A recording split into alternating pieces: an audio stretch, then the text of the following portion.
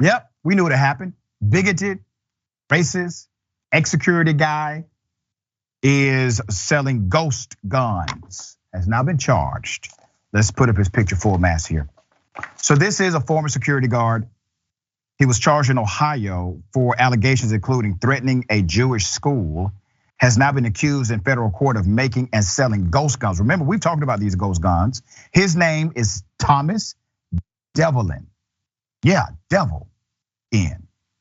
24 years of age, faces a number of firearms charges, including with engaging in business without a firearms license, illegal possession of a machine gun, failure to register as a dealer, manufacturer, or importer, or to pay required tax, receipt or possession of a firearm made in violation of the National Firearms Act, and making a firearm in violation of the NFA.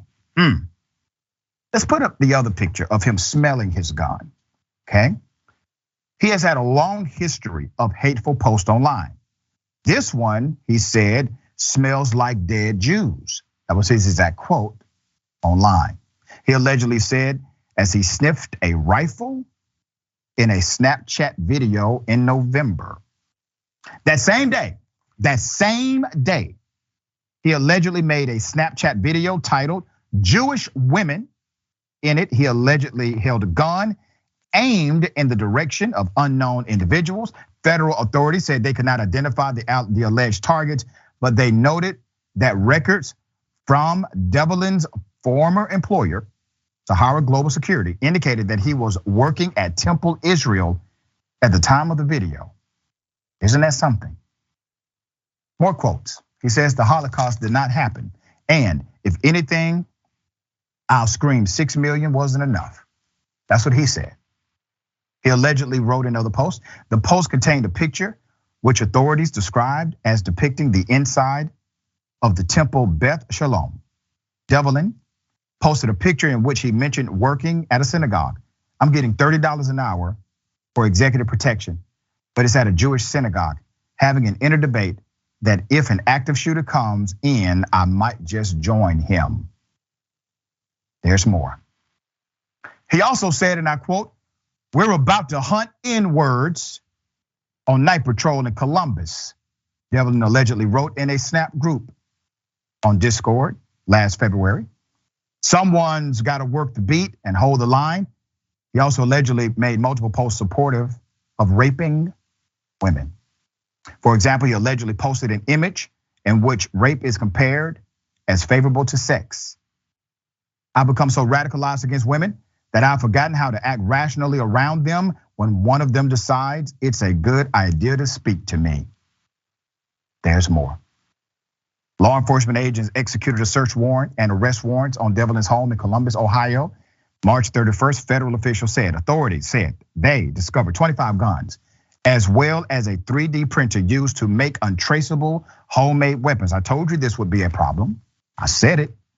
The alleged ghost guns referenced in the charges. He allegedly went to a home on March 28th, 2022 in Chester Hill, Ohio, to drop off guns because he knew law enforcement may be coming for him. He returned the next day to burn illegal items. Okay, you know, the government could have been a day late and a dollar short here. They got lucky. Once again, we have policies that allow for this madness. Remember? We're a gun culture. We allow for these things. Ghost guns, no problem, the right says.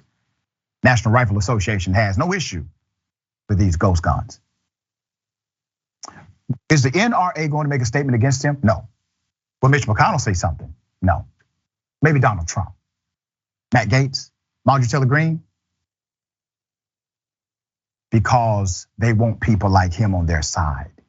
Once again, this is not a conservative movement. It is a criminal one. Jessica, thoughts here?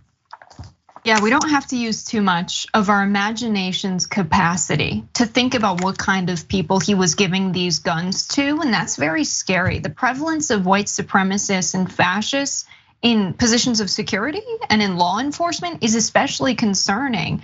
And I think we're only going to see the rise of anti-Semitism in the country as we now see white Christian nationalists fighting to live in a post-Roe America. And we see members of the Jewish community saying it is their religious right to have access to abortion. I think it's only going to intensify the anti-Semitism of white Christian nationalists. That's extremely concerning. And I think we really need background checks for anyone applying to positions to be in security or law enforcement. And we really need to deeply look into their history of making hateful and racist statements on social media. That's necessary. I think about the example of Germany, where there was a police force where they were found to be exchanging hateful and racist message, sympathizing with Nazis in a group chat, and they disbanded the entire force. We need to be fighting the rise of fascism in the United States with that same amount of vigilance.